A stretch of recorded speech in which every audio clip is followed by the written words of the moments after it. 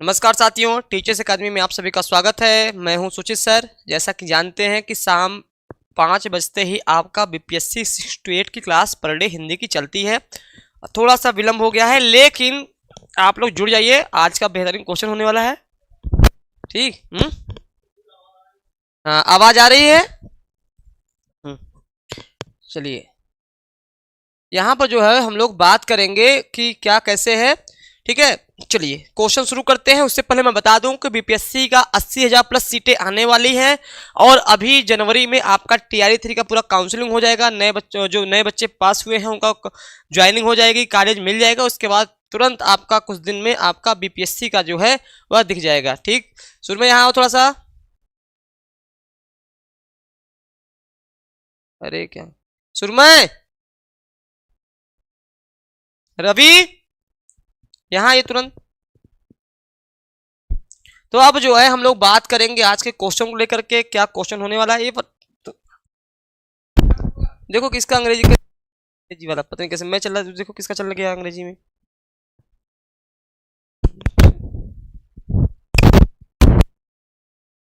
लगा देना, कैसे हो गया है।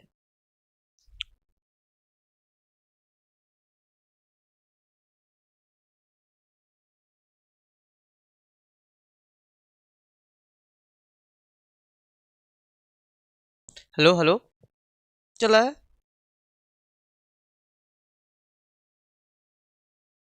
ठीक है, तो चलिए, थोड़ा सा टेक्निकल प्रॉब्लम था, इस वजह से दिक्कत हो रही थी। तो चलिए अब क्लास आपका शुरुआत होने जा रही है। सबसे पहले चैनल से जुड़ जाइए, चैनल को लाइक और सब्सक्राइब कर दीजिए। फिर हम बात करते हैं आगे कि आज के क्या क्वेश्चन होने वाले हैं। कल आपका आदिकाल से क्वेश्चन था, आज जो है आपका पूरा व्याकरण और साहित्य दोनों का मिक्स प्रश्न रहने वाला है। सही है, चलिए। ये जो है हमारा बीपीएससी हिंदी 6 to 8 का है, बीपीएससी टीआरई 4 के लिए है। और जो है आप ज्वाइन हो सकते हैं इसमें। ठीक है, आपकी सारी सुविधाएं आपको यहाँ मिल रही हैं। चलिए अब हम सीधे क्वेश्चन पे बात करते हैं कि हाँ पहला, हाँ तो चलिए, हाँ सुरेंद्र प्रजापति स्वागत है आपका। हम बात करेंगे पहले प्रश्न पे के बघेली बोली को अवधि की दक्षिणी शाखा किसने कहा है। हरदेव बाहरी ने, कामता प्रसाद गुरु ने, भोलानाथ तिवारी ने और जॉर्ज ग्रियर्सन ने। फिर से पढ़ लीजिए, बघेली बोली को अवधि की दक्षिणी शाखा किसने कहा है, आपको बताना है। तो उत्तर सभी को देना है, केवल सुनना नहीं है। ये क्लास सुनने के लिए नहीं है, ठीक, ये क्वेश्चन करने का है, आपको बताने का है।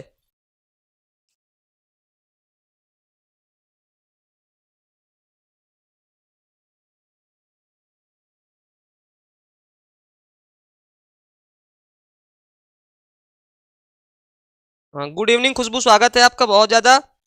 चलिए जल्दी से बताइए किसने कहा है।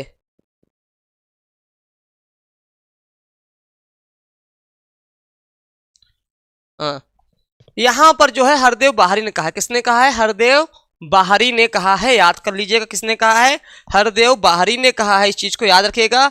और बाबूराम सक्सेना एक है, बाबूराम सक्सेना,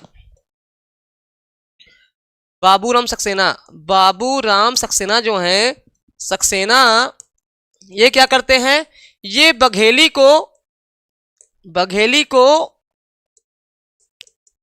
अवधि की ही उपबोली मानते हैं, अवधि की ही उपबोली मानते हैं, उपबोली मानते हैं, अवधि को ही उपबोली मानते हैं। ठीक, मानते हैं। कभी कभी प्रश्न पूछ लेता है कि किस विद्वान ने बघेली को अवधि का ही उपबोली माना है। ठीक है, तो क्या हो जाएगा आपका, आपका हो जाएगा बाबूराम सक्सेना। ठीक, तो अब ये बताइए बघेली किस बोली के अंतर्गत आती है, थोड़ा ये बता दीजिए। हमने बताया हुआ है, थोड़ा बता दीजिए तो जानकारी मिल जाएगी।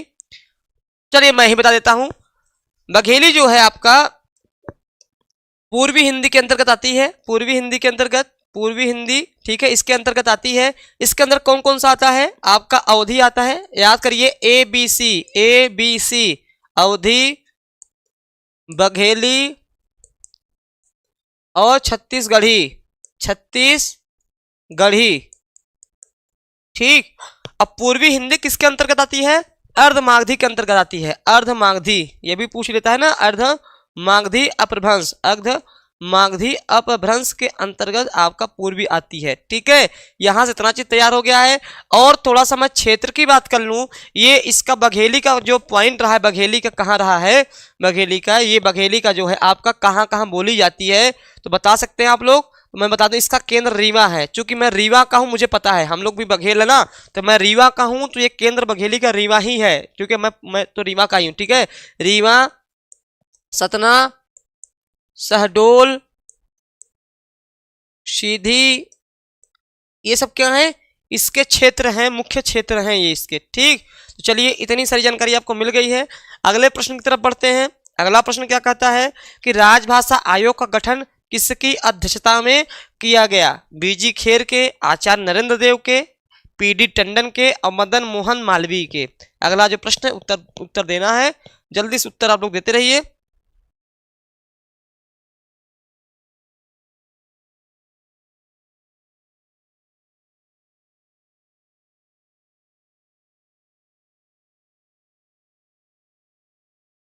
तो यहां पर आंसर बनेगा 7 जून 1955 में 1955 में क्या कहा गया था? बीजी खेर की अध्यक्षता में राजभाषा आयोग का गठन किया गया था। ठीक है, सब लोग समझ गए?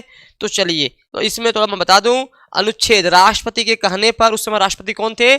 आपके राजेंद्र प्रसाद थे। उनके कहने पर अनुच्छेद 344 ए किसके राष्ट्रपति कहने पर इस अनुच्छेद के तहत इसका गठन किया गया था। ठीक है, चलिए यहां समझ गए। अगला प्रश्न देखते हैं। अगला प्रश्न क्या है कि भरत मुनि ने अपने नाट्य शास्त्र में संचारी भावों की संख्या कितनी मानी है या कितना उल्लेख किया है? ठीक है, यहाँ आपको बताना है कि भरत मुनि के अनुसार, ठीक, जो लोग और लोग भी हैं वो लोग भी उत्तर देते रहें ताकि मजा आ जाए। केवल खुशबू जी देंगे तो अच्छा नहीं लगेगा, सब लोग दे भाई, जितने लोग जुड़े हुए हैं। हाँ चलिए, यह क्लास पर डे मेरे प्यारे साथियों 5 बजे शाम को चलती है। जैसे कुछ बच्चे मुझसे परिचित हो गए हैं, एडमिशन की प्रक्रिया चल रही है, आप लोग एडमिशन ले सकते हैं।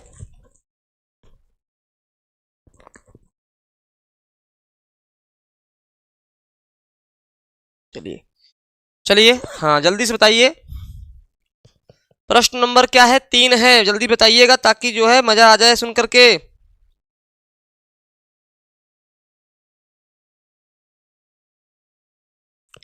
चलिए यहां से हम कुछ चीज जानेंगे कि जो है यहाँ पे क्या पूछा है, संचारी भाव पूछा है। ठीक है, संचारी भाव को व्यभिचारी भाव भी बोलते हैं, व्यभिचारी भाव भी बोलते हैं, याद रखिएगा। ठीक, तो यहाँ ने इन्होंने क्या माना है? 33 माना है। क्या माना है? 33 माना है। और एक चीज और बता दो इनको, इन्होंने रस कितना माना है? रस जो है 8 माना है, 8 माना है। ठीक, रस 8 माना है, संचारी भाव 33 माना है। और अब क्या क्या आता है आपका, देखिए, विभाव, अनुभाव, संचारी भाव या व्यभिचारी भाव, संचारी भाव और अस्थाई भाव। अस्थाई भाव, ठीक है, अस्थाई भाव, ये रस के 4 अंग हैं। ये रस के अंग हैं। रस के क्या हैं? अंग हैं। रस के 4 अंग होते हैं। पहला विभाव हो गया, 2 प्रकार का होता है। अनुभाव 4 होता है। इसी में एक सात्विक भाव है, उसके 8 भेद होते हैं। संचारी भाव 33 होता है। ठीक है, स्थाई भाव, जितने रस होंगे उतने अस्थाई भाव होंगे। वर्तमान समय में रस कितने हैं? वर्तमान में रस 11 हैं। वर्तमान में रस कितने हैं? रस जो हैं आपके 11 हैं, तो उतने ही अस्थाई भाव भी होंगे। पहले 8 थे, फिर 9 हुए, फिर धीरे धीरे जो है समय के साथ बढ़ता गया। वर्तमान समय में रस की संख्या टोटल कितनी है? 11 है। ठीक, तो यहाँ पर हम सोचेंगे विभाव कितने प्रकार के होते हैं? 2 भाव, आलंबन और उद्दीपन। अनुभाव कायिक, वाचिक, सात्विक और आहारी। ठीक है, ये हो गए। संचारी भाव 33 हो गए। अस्थाई भाव, जितने रस होंगे उतने अस्थाई भाव होंगे। इस चीज का विशेष ध्यान रखिएगा। और इन्होंने, भरत मुनि ने अलंकार 4 माना है, 8 रस और 4 अलंकार माना है। ठीक है, भरत मुनि के अनुसार यह बात चल रही है। ठीक, 34वां, चलिए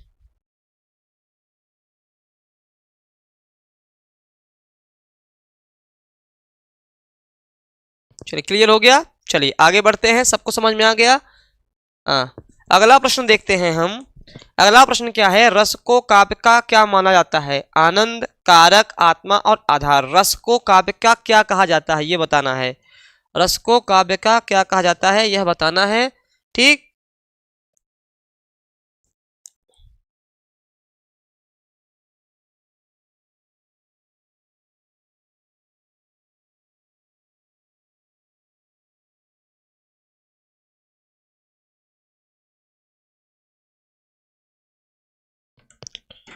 तो चलिए, तो रस को काव्य की आत्मा माना है। रस को काव्य की क्या माना है? आत्मा माना है। ठीक है, रस को काव्य की आत्मा माना गया है। और एक महत्वपूर्ण चीज किसने माना है? तो सर्वप्रथम सर्वप्रथम सर्वप्रथम विश्वनाथ ने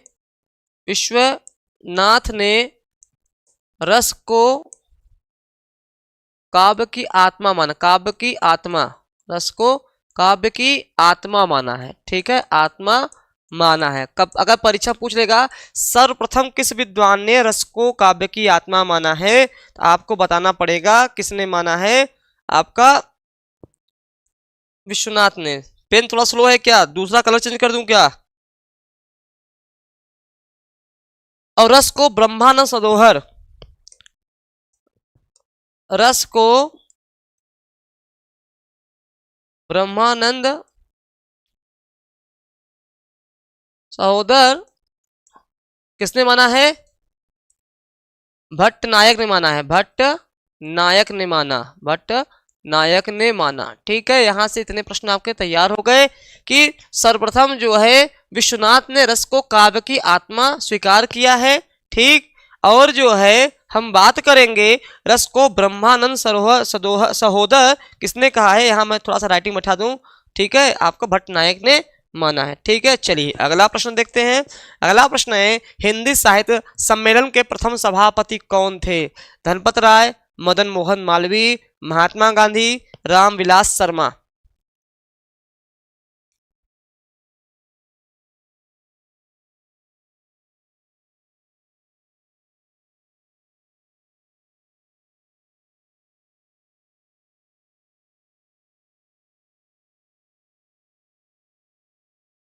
चलिए, इसका आंसर क्या है? मदन मोहन मालवीय। क्या है? मदन मोहन मालवीय है।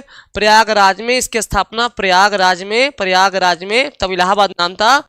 1910 में स्थापना हुई थी। 1910 में स्थापना हुई थी 1910 में प्रयागराज में। आज भी यह विद्यमान है। अगर जो प्रयागराज से होंगे या जो प्रयागराज पढ़ रहे होंगे उनको यह पता है, क्योंकि मैं प्रयागराज से हूं तो मुझे यहाँ एक एक चीज पता है। प्रयागराज में हुई थी। अब पुरुषोत्तम दास टंडन इसके प्रथम प्रधानमंत्री थे, याद रखिएगा। पुरुषोत्तम दास टंडन, पुरुषोत्तम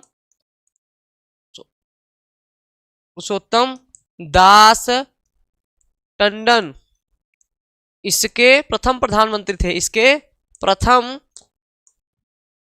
प्रधानमंत्री थे।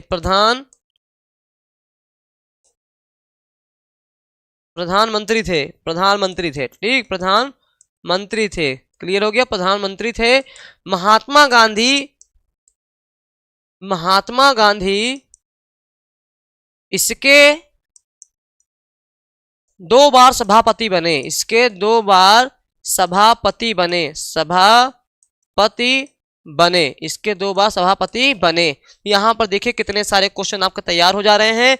एक प्रश्न हो गया, प्रयागराज में 1910 में स्थापित हुआ था हिंदी साहित्य सम्मेलन। ठीक है, और मदन मोहन मालवीय इसके संस्थापक थे। 1910 में हुआ था, प्रयागराज में हुआ था। पुरुषोत्तम दास टंडन इसके प्रथम प्रधानमंत्री थे। महात्मा गांधी इसके 2 बार सभापति बने। ठीक हो गया, सबको समझ में आ गया? ठीक है, आगे बढ़े।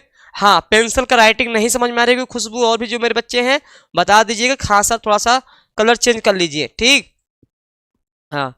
निम्न विकल्पों में से उस विकल्प का चयन कीजिए जो भाववाचक संज्ञा का सही विकल्प नहीं है। भाववाचक संज्ञा, ठीक है।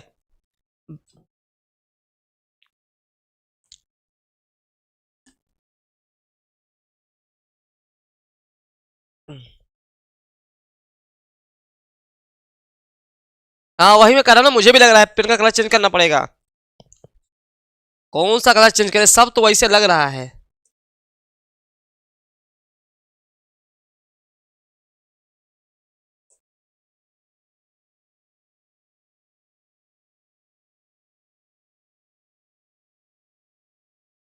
चलिए देखते हैं कौन सा कलर आया है। चलिए प्रश्न बताइएगा। हाँ प्रश्न यहाँ पर है श्वेता, हाँ क्या स्वीटी यादव। निम्न विकल्पों में देखो भाववाचक संज्ञा किससे बनता है, देखिए भाववाचक संज्ञा किससे बनता है, भाववाचक संज्ञा, भाववाचक संज्ञा, भाववाचक संज्ञा किससे किससे बनता है मैं बता दूं, यहां पे याद करिएगा। पहला जो है परीक्षा में पूछा जाता है जातिवाचक संज्ञा से बनता है, जातिवाचक संज्ञा से बनता है भाववाचक, ठीक। फिर किससे बनता है, सर्वनाम से बनता है, सर्वनाम से बनता है। फिर आपका विशेषण से बनता है, विशेषण से बनता है। दूरी क्रिया से बनता है और फिर अव्यय से बनता है। याद रखिएगा कई बार परीक्षा में पूछा गया है कि भाववाचक संज्ञा किन किन से बनाया जा सकता है। 1 2 3 4 5 संख्या भी पूछ लेता है 5। याद रखिएगा कि 5 चीजों से बनाया जाता है। जातिवाचक संज्ञा से बनाया जाता है, सर्वनाम से, जैसे जातिवाचक संज्ञा से कैसे होगा, माता है, माता क्या है, संज्ञा है जातिवाचक, माता से हो गया मातृत्व, ठीक है। सर्वनाम है अपना, अपनापन, अपना, अपनापन हमने कर दिया, ठीक है। विशेषण है अच्छा, विशेषण क्या है अच्छा, अच्छा प्लस ई लगा दिया, अच्छाई बन गया, समझ गए, तो ये विशेषण हो गया। दूर है, दूर क्या है, विशेषण है, दूरी, ठीक है। ऐसे बनाए जा सकते हैं इसको। लेकिन यहाँ पे जो प्रश्न पूछा है वह पूछा है कि निम्नलिखित में से कौन सा भाववाचक संज्ञा नहीं है, ठीक है। चौड़ाई, देखो चौड़ा, अब देखो ये विशेषण से बना है, ठीक है, विशेषण से बना हुआ है, तो ऐसे भी प्रश्न पूछ लेता है कि कौन सा किससे बना हुआ है। चलिए जल्दी से जवाब दीजिए आप लोग।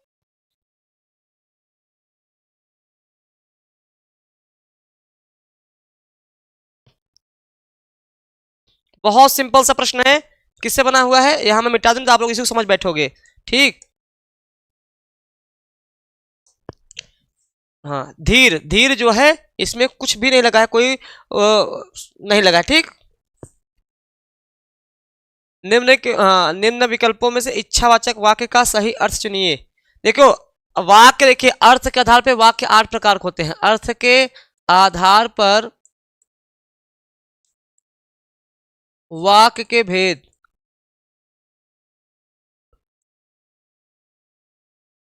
वाक्य के भेद 8 प्रकार के होते हैं, ठीक। तो इसमें आपका ये इच्छावाचक, ठीक है, ये सब होता है, निषेधवाचक, ये सब क्या है आपके ऐसे होते हैं, ठीक। और रचना के आधार पे जो है 3 प्रकार के होते हैं, सरल, संयुक्त और मिश्रित होते हैं, ठीक, सबको पता होगा। यहाँ पूछा गया इच्छावाचक वाक्य का सही विकल्प चुनिए। माता जी बाजार गई हैं, तुम घर जा सकते हो, स्कूल की परीक्षाएं कब से हैं, मैं भी आपकी तरह देश की सेवा करना चाहता हूं। तो ये बताइए क्या होगा प्रश्न नंबर 7 का।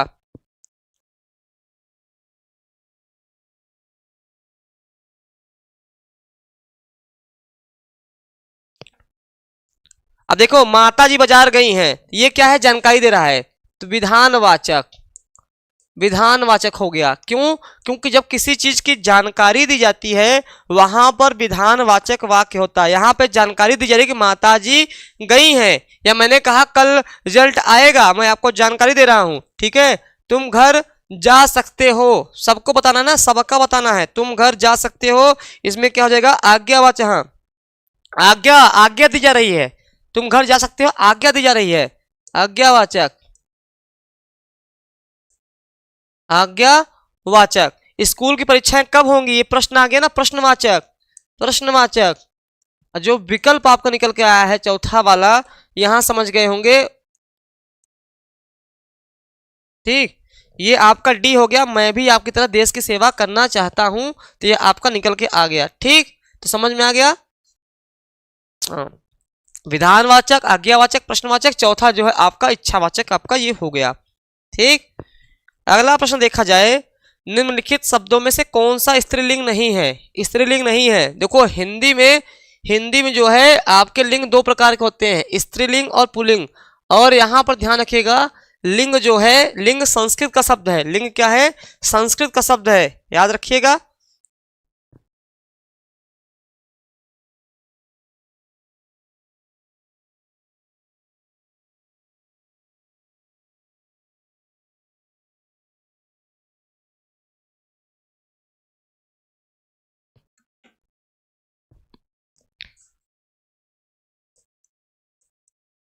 जल्दी बताइए इसको फटाफट, मैं बताऊं, इसको बताते रहिए आप लोग। तो यहां पर एक चीज बता दूं आपको, उकारांत संज्ञाएं, उकारांत जैसे जिसका अंत उन गया, उकारांत संज्ञाएं, ठीक है, प्रायः स्त्रीलिंग में होती हैं, स्त्रीलिंग में होती हैं, ठीक है, प्रायः स्त्रीलिंग में। उकारांत मतलब जिसके अंत में उ हो। तो यहां पर देखिए सब में उ है तो प्रायः मैंने लगा दिया, प्रायः इसलिए कि कुछ अपवाद भी होते हैं, जैसे वायु, रेणु, रज्जु, आयु, मृत्यु, वायु, रेणु, ठीक। उकारांत, उकारांत मतलब जिसके अंत में छोटा ऊ निकलता है उसे उकारांत बोलते हैं। तो वायु, रेणु, रज्जु, आयु, मृत्यु, याद करेंगे ना, रज्जु, मृत्यु, आयु, ठीक है, ये स्त्रीलिंग में होती है। देखो संत में ऊ निकल रहा है ना, सब में ऊ निकल रहा है, छोटा ऊ निकल रहा है ना, छोटा ऊ। अब बताइए अब क्या होगा 8 का,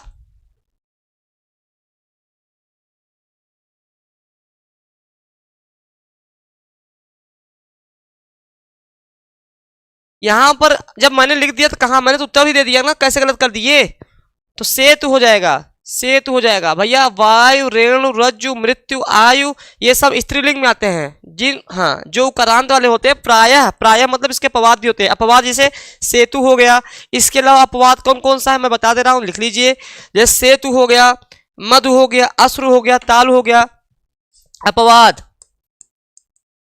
सेतु, मधु, अश्रु, तालु, मेरु, समझ गए ना। चलिए ये क्या है, ये पुलिंग में है। चलिए अगला प्रश्न देखते हैं। निम्नलिखित युग्म में से एक लिंग की दृष्टि से शुद्ध है, एक शुद्ध है बाकी सब अशुद्ध है। सम्राट का सम्राटी, वीरांगना का वीरांगना, गोप का गोपनी, सुलोचन का सुलोचना।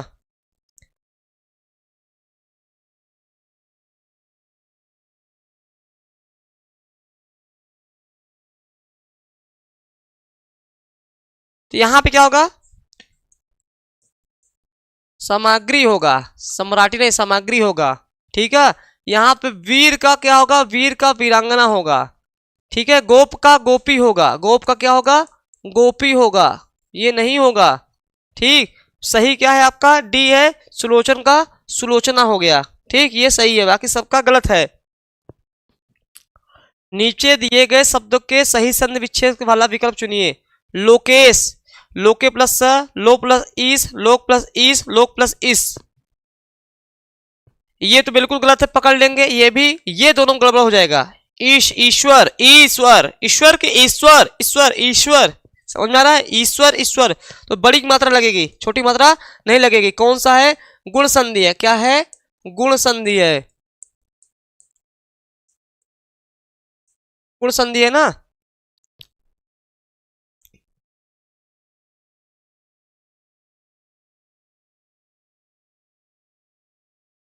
चलिए गुण संधि कैसे होता है, यहां पर देखिए अ है, यहां पे इसमें लिख रहा हूं अ है, बड़ी ई है, अ और ई मिलके ए हो जाता है, तो ए की मात्रा जो है इस पे लोकेश, लोकेश बन जाएगा। चलिए अगला देखते हैं कि, हाँ, प्रत्युत्न शब्द में प्रयुक्त उपसर्ग है। उपसर्ग जो होते हैं वह 22 होते हैं, उपसर्ग जो होते हैं वह 22 होते हैं संस्कृत में, ठीक है, लेकिन परीक्षा में ये पूछा जाता है। और यह शब्दांश के पहले, शब्द नहीं, यह शब्दांश के पहले लगते हैं, शब्दांश के पहले लगते हैं, ये शब्दांश के पहले लगते हैं, शब्द नहीं शब्दांश के, हम लोग शब्द लिख देते हैं, शब्दांश के पहले लिखते हैं।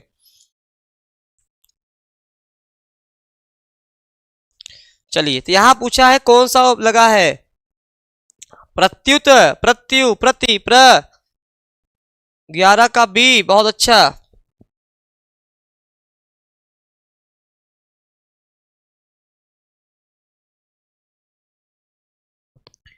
तो प्रति लगा है, क्या लगा है, प्रति लगा है। कौन सी संधि है, कोई बता सकता है, संधि कौन सी है, यण संधि है, चलिए अगला प्रश्न है, निम्नलिखित में से किस शब्द में तद्धित प्रत्यय लगा है। तो यहां मैं समझा दूं, प्रत्यय जो है, प्रत्यय थोड़ा इसके बारे में बता दूं। प्रत्यय प्रत्यय जो होते हैं जो शब्दांश के बाद में लगते हैं, शब्दांश के बाद में लगते हैं, शब्दांश के बाद में लगते हैं, शब्दांश के बाद में लगते हैं। और यहां पर एक चीज ध्यान देने वाली बात है, यह दो प्रकार के होते हैं। एक होता है कृत प्रत्यय, कृत प्रत्यय, एक होता है तद्धित प्रत्यय। ठीक है, प्रत्यय दो प्रकार के होते हैं। अकृत क्या होते हैं, जो धातु से बनते हैं, जो धातु से बनते हैं, जो धातु से बनते हैं उन्हें क्या बोलते हैं, उन्हें हम कृत बोलते हैं। जो संज्ञा, सर्वनाम अथवा विशेषण से बनते हैं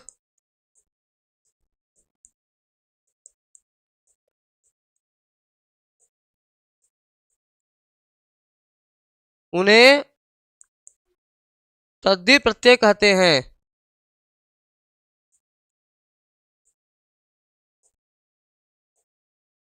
ठीक हो गया। यहां पर प्रश्न पूछा है कि तद्धित प्रत्यय पूछा है, इसका मतलब जो है कोई ऐसा शब्द जो कि आपका या तो संज्ञा से बना हो, या तो सर्वनाम से बना हो, या तो विशेषण से बना हो, ये हमें देखना है। ठीक है, अब आप समझ गए होंगे कि प्रत्यय किसे कहते हैं। प्रत्यय दो प्रकार के होते हैं, प्रत्यय का अपना कोई अर्थ नहीं होता है। तो जो बी है,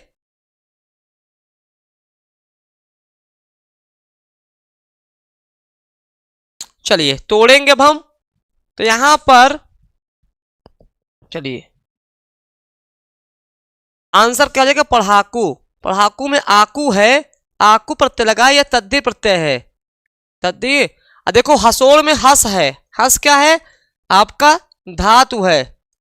ठीक है, पठनी में पठ क्या है, आपका धातु है। पठ क्या है, धातु है। पठ क्या है, धातु है ना, इस चीज का विशेष ध्यान रखिएगा। और हाँ, अरे थोड़ा सही हो गया, गड़बड़ा गया, थोड़ा सा गड़बड़ हो गया, ध्यान रखिएगा। हाँ, दिमाग में आप लोग बताते नहीं है। हाँ, अब देखिएगा, तभी मैं कहूँ कहाँ गड़बड़ हो रहा है। पढ़ाकुम क्या हो गया, पढ़ धातु है, पढ़ धातु है, यह भी क्या हो जाएगा, धातु से बना हुआ है। ठीक है, लेकिन कृपा, कृपा प्लस आलू, कृपा प्लस आलू, कृपालू, कृपा क्या है, विशेषण है। कृपा क्या है, विशेषण है। तभी थोड़ा गड़बड़ा गया था ना, अब सही है।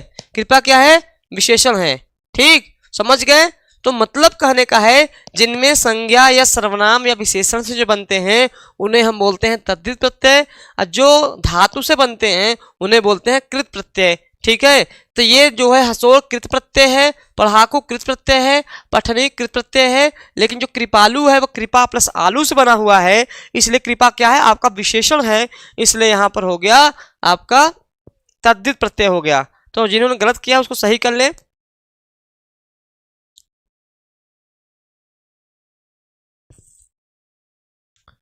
निम्नलिखित युग्मों से, हाँ, निम्नलिखित युग्मों में से विलोम की दृष्टि से एक युग्म अशुद्ध है। अशुद्ध चुनना है, बाकी सब शुद्ध है। उन्मुख, विमुख, रित, अनृत, गत, अनागत, मंद, द्रुत। मीना जी स्वागत है आपका। यह क्लास 5 में चलती है, तो आप लोग जो जिनकी जानकारी ना हो वो बच्चे लोग जो है,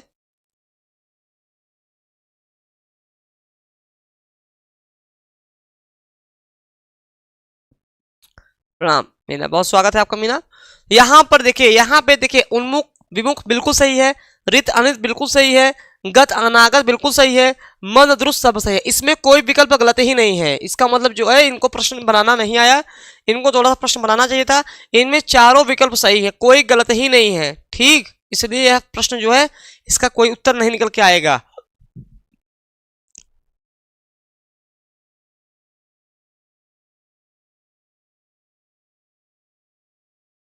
चलिए अगले प्रश्न की ओर देखते हैं कि निम्नलिखित में से शुद्ध वाक्य है। वह अनेकों बार बोला, मैं माँ को एक कार्ड लिखा, शरीर पर कई अंग होते हैं, भारत की राजभाषा हिंदी है।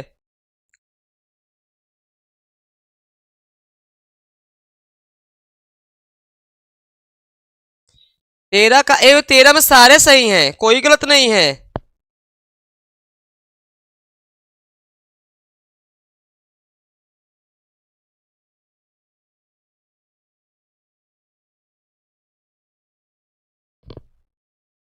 चलिए यहां पर देखेंगे, यहां ये गलत है। क्यों गलत है? यहाँ अनेकों हो गया, वह अनेक, अनेक अपने आप में बहुवचन होता है, एक वचन होता है, ठीक है। मैंने, तो यहाँ पे मैं है ना, तो यहाँ पे मैंने होना चाहिए, मैंने माँ को एक कार्ड लिखा, ये गलत हो गया। शरीर में, पर नहीं, शरीर में कई अंग होते हैं, तो ये तीनों गलत हो गया। चौथा जो है, भारत की राजभाषा आपकी हिंदी है, ये बिल्कुल सत्य कथन है, सत्य कथन है। चलिए ठीक है, आगे बढ़ा जाए। निम्नलिखित वाक्य में उद्देश्य का ही विकल्प चुनिएगा। उद्देश्य, दीपा का दादी बहुत अच्छी कहानियां सुनाती है। एक होता है उद्देश्य, एक होता है विधेय, ठीक है। उद्देश्य जो होते हैं वह कर्ता को बोलते हैं, विधेय जो है वह क्रिया को बोलते हैं। तो आपको कर्ता का रूप पहचानना है। अब तो मैंने आपको इतना हिंट दे दिया, शायद अब आप कर ले जाएंगे।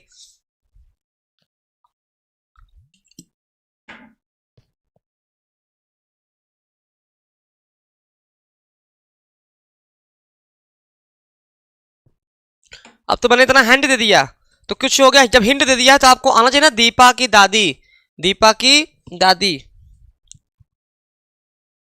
दीपा की दादी। क्लियर हो गया? उद्देश्य मतलब होता है कर्ता, उद्देश्य मतलब क्या होता है? कर्ता, कर्ता, ठीक है। वाक्य के ये अंग होते हैं, वाक्य के प्रमुख अंग होते हैं, प्रमुख अंग होते हैं, प्रमुख अंग होते हैं, ठीक है। क्या होते हैं? उद्देश्य और विधेय, उद्देश्य और विधेय, उद्देश्य और विधेय। मिटा दूं नहीं तो कहोगे गुरुजी साफ नहीं लिख पा रहे हैं। विधेय, ठीक है। उद्देश्य मतलब कर्ता, उद्देश्य मतलब कर्ता, विधेय मतलब क्रिया। उद्देश्य देखो, अभी आपको मैं पढ़ाऊंगा उद्देश्य का विस्तार, विधेय का विस्तार, ऐसे प्रश्न बहुत आते हैं, ठीक। वो हम बताएंगे जब आप थ्योरी क्लास पढ़ाएंगे आपको। अगला है, निम्न विकल्पों में से उस विकल्प का चयन कीजिए जो दिए गए वाक्य के अनुसार वाक्य भेद का सही विकल्प हो। संदीप मुझसे कहता है कि मेरे घर आओ। यहाँ पे देखिए, यहाँ पे एक चीज ध्यान रखना है कि ये किसके आधार पे है? रचना के आधार पे है, रचना के आधार पर वाक्य के भेद, रचना के आधार पर वाक्य के भेद, वाक्य के भेद, ठीक। ये आपका है कौन कौन सा है? सरल, सरल को साधारण बोलते हैं, सरल। दूसरा है मिश्रित या मिश्र, और संयुक्त वाक्य, संयुक्त वाक्य, ठीक है। यहां पे पूछा गया है, अब मैं एक ट्रिक बता दूंगा आपको बहुत सिंपल सा। जहां पर पहला उपवाक्य दूसरे उपवाक्य पे पूरी तरह आश्रित हो, मतलब जब तक आप पूरा उसका न पढ़ लें तब तक वह अर्थ ना दे, तो वह 100% मिश्रित वाक्य होता है। और संयुक्त वाक्य क्या होता है? जहां पर दोनों स्वतंत्र उपवाक्य हों और बीच में कोई योजक शब्द लगा दिया जाए। योजक शब्द मतलब और, एवं, तथा, किंतु, परंतु। अब जब इसको हटा लिया जाए तो दोनों अपना अपना अर्थ देते रहे। लेकिन मिश्र वाक्य में क्या होता है? हम तुम्हारे बिना है अधूरे, इस टाइप का रहता है। जैसे संदीप मुझसे कहता है कि, अब की के आगे क्या है? कुछ पता ही नहीं है भाई, कोई अर्थ नहीं क्लियर हो रहा है। इसका मतलब हमने पूरा वाक्य पढ़ा तब हमें समझ में आया, इसलिए क्या हो जाएगा? मिश्र वाक्य हो जाएगा।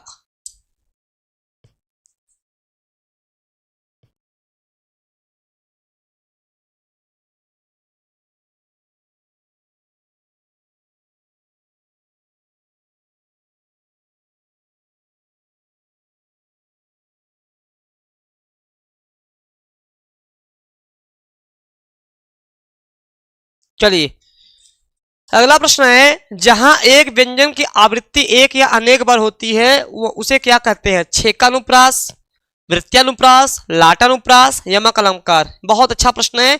इस प्रश्न से उम्मीद है कि आप लोग जवाब दे पाओगे।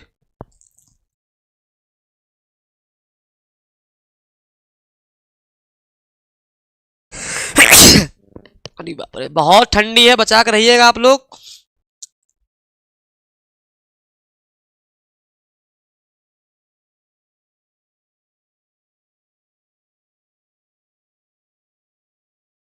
चलिए इसका जवाब दीजिएगा तब समझ में आएगा कि हाँ तैयारी अच्छी हुई है। 16 का है, 17 का दीजिएगा, 17 नंबर का चल रहा है। यहाँ पे छेकानुप्रास, वृत्त्यानुप्रास। देखिए अनुप्रास अलंकार जो है, अनुप्रास अलंकार अनुप्रास अलंकार के जो है कुल 5 भेद होते हैं। अनुप्रास के भी 5 भेद होते हैं। ठीक है, पहला हो गया छेका। छेका यहां मैं लिख दूं, छेका, छेका हो गया, छेकानुप्रास। दूसरा हो गया वृत्यानुप्रास, वृत्यानुप्रास, भी है वृत्यानुप्रास। फिर लाटा है, लाटानुप्रास। फिर जो है अंत्यानुप्रास, एक और है अंत्या हो गया, अंत्यानुप्रास। ठीक है, आपका छेका, वृत्या, लाटा, अंत्या, और एक और है मुझे याद नहीं आ रहा, दिमाग में है लेकिन याद नहीं आ रहा है, हो सकता मे भी अभी याद आ जाए। ठीक है, हाँ श्रुत्या हो गया, मतलब याद नहीं आ रहा, श्रुत्या, श्रुत्या। मैं आपको आज बता दूंगा, शायद कभी आप भूलोगे नहीं। ठीक है, कभी भूलोगे नहीं आप। 1 2 3 4 5, ये 5 प्रकार के होते हैं। यहां पर हम समझेंगे किसका क्या होता है। ठीक है, यहां पे हम अब आपको बता दें कि कैसे क्या समझना है। छेका मतलब होता है, छेका मतलब छेके हुए हो, जहां केवल, हाँ जहां कोई वर्ण केवल 2 बार आए, केवल 2 बार आए, कोई वर्ण केवल 2 बार आए, कोई वर्ण केवल 2 बार आए, ऐसा कोई वर्ण केवल 2 बार आए। मैं तो पढ़ाऊंगा ना, वो तो थ्योरी चलेगी ना, अभी तो ये केवल ऐसे ही चल रहा है, अभी थ्योरी शुरू से चलेगा भैया, आप लोग का वर्णमाला से लेकर के पूरा चलेगा। अभी ये तो केवल प्रैक्टिस कराया जा रहा है ना, प्रैक्टिस के दौरान आ जाता है, मैं बता देता हूं, अभी तो मैं आपको पूरा पढ़ाऊंगा। ठीक है, छेकानुप्रास होता है जहां पर कोई वर्ण 2 बार आ जाए, जहां पर कोई वर्ण केवल 2 बार आ जाए उसे हम क्या बोलते हैं, छेकानुप्रास बोलते हैं। जैसे सूर समर करनी करही, मुझे लगता है अलग से बताना पड़ जाएगा। चलो मैं बता दे रहा हूं, इसमें आया मैं बता ही दे रहा हूं, बता दूं अलग से। चलिए मैं अलग से बता दे रहा हूं, थोड़ा समय लगेगा, कोई दिक्कत तो नहीं है, ताकि आने वाले समय में आप गलत ना करें। ठीक, यहां पर हम समझेंगे अनुप्रास। अनुप्रास क्या समझेंगे, अनुप्रास अलंकार। अनुप्रास अलंकार मैं थोड़ा सा शॉर्टकट बता दूं, अनुप्रास अलंकार इसके 5 भेद होते हैं। यहां मैं बता रहा हूं, पहला क्या है, पहला है छेका, छेकानुप्रास। दूसरा है, यहां देखेंगे 1 मिनट, ठीक है, वृत्त, हाँ दूसरा हो जाएगा वृत्यानुप्रास, वृत्यानुप्रास। तीसरा हो जाएगा लाटानुप्रास, लाटानुप्रास। चौथा हो जाएगा श्रुत्यानुप्रास, और 5वां हो जाएगा अंत्यानुप्रास, अंत्यानुप्रास। ये 5 प्रकार के होते हैं। ठीक, ये 5 प्रकार के होते हैं। यहां पे हम समझेंगे, क्या समझेंगे, आज के बाद आपका कभी गलत नहीं होगा, मैं इतना गारंटी दे रहा हूं, कभी नहीं गलत होगा, ध्यान रखिएगा, कभी नहीं गलत होगा। यहां क्या समझना है मैं बता रहा हूं। छेका मतलब क्या होता है, कोई वर्ण 2 बार आ जाए, कोई वर्ण, वर्ण मतलब अच्छा समझ रहे ना, कौन केवल 2 बार आए, केवल 2 बार आए, केवल 2 बार आए, कोई वर्ण केवल 2 बार आए, 2 उससे अधिक नहीं आए। जैसे जैसे सूर समर करनी करही, करनी करही, सूर समर करनी करही। ठीक है, ये बहुत इंपॉर्टेंट है। यहां पर देखिए, ध्यान दीजिए, यहां पे क्या हुआ है, यहां पे देखिए स 2 बार आया है, र 2 बार आया है, क 2 बार आया है, ये र और ये र 2 बार आया है। तो देखिए कोई भी वर्ण केवल 2 बार आया है, कोई भी वर्ण केवल 2 बार आ जाए वहां पर हम बोलते हैं छेकानुप्रास। केवल 2 बार आ जाए, केवल 2 बार। ठीक है, अगला जो पड़ाव है साथियों, अगला पड़ाव है आपका क्या है, वृत्यानुप्रास। जहां इससे एकदम आगे कोई वर्ण 3 या उससे अधिक बार आ जाए, 3 या उससे अधिक बार आए, उससे अधिक बार आए, उससे अधिक बार आए, उसे क्या बोलते हैं, उसे बोलते हैं वृत्यानुप्रास। कोई वर्ण 3 या उससे अधिक बार आ जाए, यही मेन है अनुप्रास का उदाहरण जो हम लोग हमेशा पढ़ते रहते हैं। मेन अनुप्रास इसी में छिपा होता है। जैसे रघुपति राघव राजा राम, रघुपति राघव राजा राम। ठीक, यहां पर हम समझेंगे कितनी बार आया है, एक बार र, एक र, दो र, तीन र, चार र, मतलब 4 बार र की आवृत्ति आपकी हुई है। जैसे चारु चंद्र की चंचल किरणें खेल रही हैं नभतल में, यहाँ पर च कई बार आया है। यही जो अनुप्रास होता है आपका, यही अनुप्रास जो होता है मेन अनुप्रास का उदाहरण बनता है। जो मेन अनुप्रास हम लोग पढ़ते हैं, तरन तनुजा तट तमाल तरवर बहुछाए, यहाँ पे त की आवृत्ति कई बार हुई है, इसलिए यहाँ पर अगर पूछेगा कौन सा अनुप्रास है, वैसा तो अनुप्रास हो गया, लेकिन अनुप्रास में कौन सा है, कहेंगे साथियों लाटा अनुप्रास है। क्या हो जाएगा, लाटा अनुप्रास है। ठीक, समझ गए। ठीक, अब तीसरे नंबर पर जो है लाटा सॉरी वृत्त्यानुप्रास है, लाटा नहीं वृत्त्या, लाटा गलती से निकल गया, वृत्त्यानुप्रास है, जहां पर कोई वर्ण 3 या उससे अधिक बार आवे, और यही मेन वृत्त्या है जो कि अनुप्रास का उदाहरण दिया जाता है। ठीक, लाटा क्या होता है, लाटा का मतलब ये होता है जहां शब्दों को दोहरा दिया जाए, जहां शब्दों को दोहरा दिया जाए, शब्दों को दोहरा दिया जाए, दोहरा दिया जाए, कोई विशेष अर्थ नहीं, दोहरा दिया जाए, जहां शब्दों को दोहरा दिया जाए। ठीक है, बस इतना ही है, शब्दों को दोहरा दिया जाए वहां क्या होगा, लाटा होगा। जैसे वह मनुष्य ही जो मनुष्य के लिए मरे, वह मनुष्य ही क्या, जो मनुष्य के लिए न मरे, मनुष्य के लिए न मरे, मतलब देखिए यहां पर क्या हो गया है, दोहरा दिया गया है। एक और है, याद कर लीजिए, पूत कपूत का धन संचय, पूत कपूतो का धन संचय, का धन संचय, पूत सपूतो का धन संचय, पूत सपूतो का धन संचय, का धन संचय। अब देखिए मतलब शब्दों क्या हुआ है, इसी को पूरा दोहरा दिया गया है। इस अवस्था में कौन सा होगा, लाटा अनुप्रास होगा। कौन सा होगा, लाटा अनुप्रास। पूत कपूतो का धन संचय, पूत सपूतो का धन संचय, और वह मनुष्य है जो मनुष्य के लिए न मरे, तो ये क्या है, दोहरा दिया गया, जहां शब्दों को दोहरा दिया जाए। अब देखिए यहां मनुष्य का अर्थ, इस मनुष्य का अर्थ एक ही है, इसलिए यहां पर यमक अलंकार नहीं हुआ। बहुत बच्चे ना यमक अलंकार लगे चले जाते हैं। अरे भैया, यमक का मतलब ये होता है जहां पर दो शब्द सेम सेम आ जाएं लेकिन दोनों का अर्थ अलग अलग हो, तब वहां पर यमक होता है। इसलिए यहाँ पे इस मनुष्य का भी अर्थ वही है, इस मनुष्य का भी अर्थ वही है, इसलिए यहाँ पे यमक अलंकार नहीं होगा, यहाँ पे होगा लाटानुप्रास होगा, जहां शब्दों को दोहरा दिया जाए।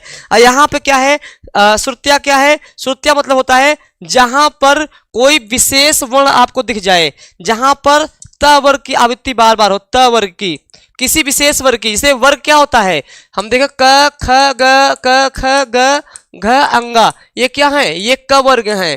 ठीक है, च वर्ग में क्या आता है, च छ ज झ इया, च छ ज झ इया। ऐसे ट वर्ग में ट ठ ड ढ अंगड़ा।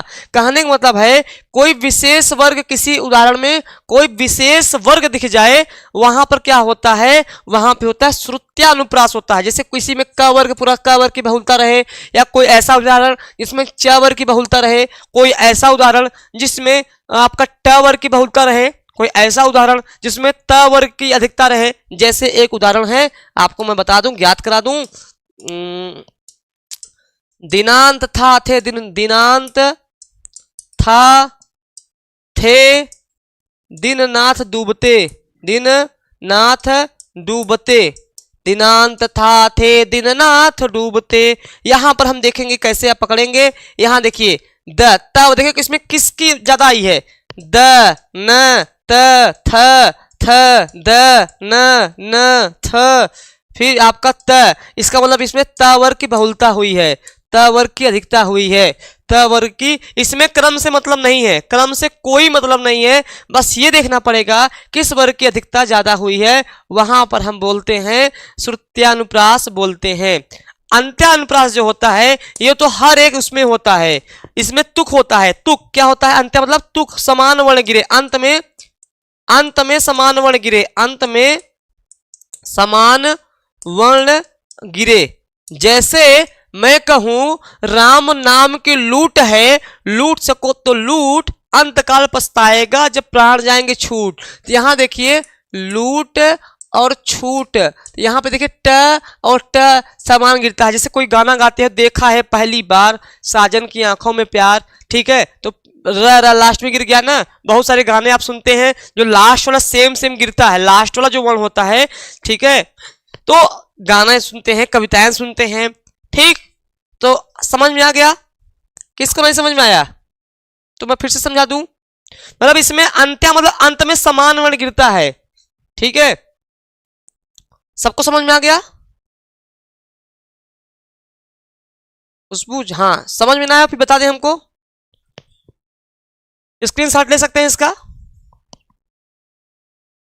दिनंतते दिननाथ डूबते सगेणु आते गृह ग्वाल बाल से।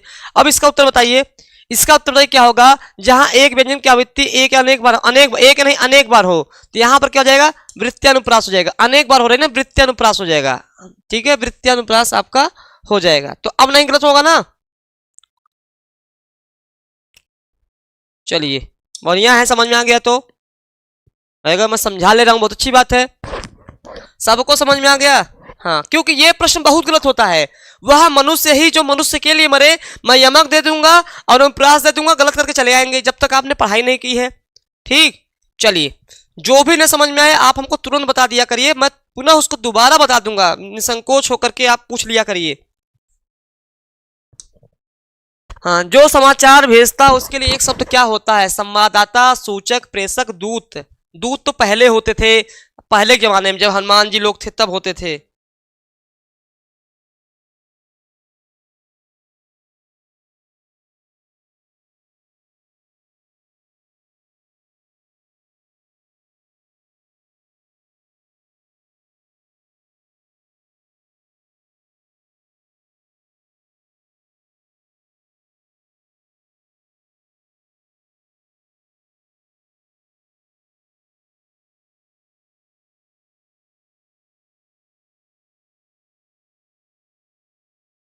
जल्दी बताइए।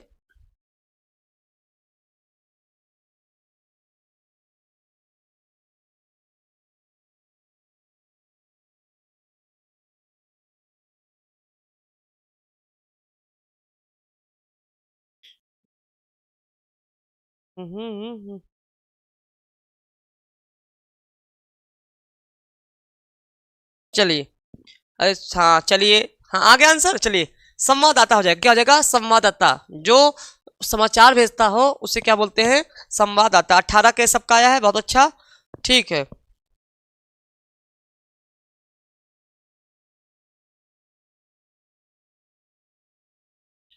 अब पत्र भेजने वाले को सूचक कहा जाता है। पत्र भेजने वाले को, पत्र भेजने वाले को, भेजने वाले को सूचक कहा जाता है। सूचक, सूचना देना, सूचक कहा जाता है, ठीक है, सूचक कहा जाता है, याद रखिएगा। और एक चीज याद रखिएगा, हाँ, दूत संदेश भेजने वाले को। चलो, ये बहुत विशेष प्रश्न नहीं है। हाँ, जिन स्वरों के उच्चारण में जीभ का अगला भाग ऊपर की ओर होता है उस सभी में कौन से वर्ग में आते हैं, ई उ ए, अ उ आ, ओ ई ए।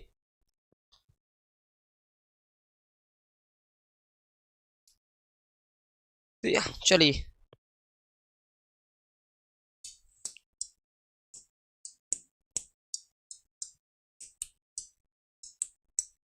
जीवा जीव के आधार पर स्वर के भेद, आधार पर स्वर के भेद, स्वर के भेद, ठीक है। यहां समझेंगे कौन कौन सा है।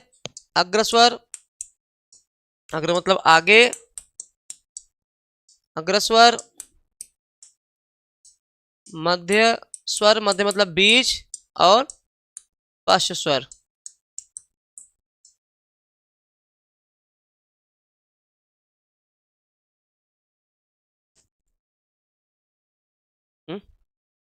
क्लास है क्या, कितने बजे क्लास है, 5 बजे है ना, ठीक है। ये आखिरी प्रश्न है, हाँ ये आखिरी प्रश्न है। इसके बाद हम लोग काकी प्रश्न कल करेंगे। यहाँ पे समझिए क्या होगा फटाफट। अग्र मतलब होता है जीभ के आगे वाले भाग से बोला जाए, अग्र मतलब जीभ के आगे वाले भाग से बोला जाए। मध्य मतलब जीभ के पिछले भाग से बोला जाए। और पश्च मतलब होता है आपका, ये इसमें आता है अ, ठीक है, इसमें ई ए, ठीक है, इसमें आ, उ उ ओ ओ। बाकी इसके लिए ट्रिक है, मैं अगली क्लास में बताऊंगा। तो यहाँ पर आंसर क्या हो जाएगा, ई ई ए। आंसर क्या हो जाएगा, ई ई ए। ये लास्ट प्रश्न था। इसके बाद जो है इसको मैं एक ट्रिक बता दूंगा, आपका कभी गलत नहीं होगा। अगली क्लास में मुझे इसका ट्रिक बताना है। ये क्वेश्चन को मैं पुनः दूंगा, इस क्वेश्चन को मैं पुनः दूंगा अगली क्लास में, ताकि उसका मैं बता सकूं। यह जो है शाम को 5 बजे चलती है मेरे साथियों, शाम को 5 बजे क्लास चलती है। तो आप लोग प्लीज जुड़ जाया करिए, ताकि यह क्लास सेशन मिस ना हो, आपके लिए फायदा है। ठीक है, ये मेरा क्लास है बीपीएससी टीआरई 4, जिसमें live classes, recorded classes, notes, PDF सारी चीजें अवेलेबल है। आप ज्वाइन हो सकते हैं और अपना एक सीट मजबूत कर सकते हैं। 96 28 95 92 37 पे कॉल कर सकते हैं, पूरी जानकारी आपको वहां मिल जाएगी। बाकी का जो है हम कल चर्चा करेंगे, कल 5 बजे फिर नए प्रश्नों के साथ। लेकिन ये प्रश्न कल भी रहेगा, क्योंकि ये प्रश्न मुझे ट्रिक के द्वारा समझाना है कैसे आप पकड़ लेंगे। चलिए अब कल शाम को मिलते हैं, धन्यवाद।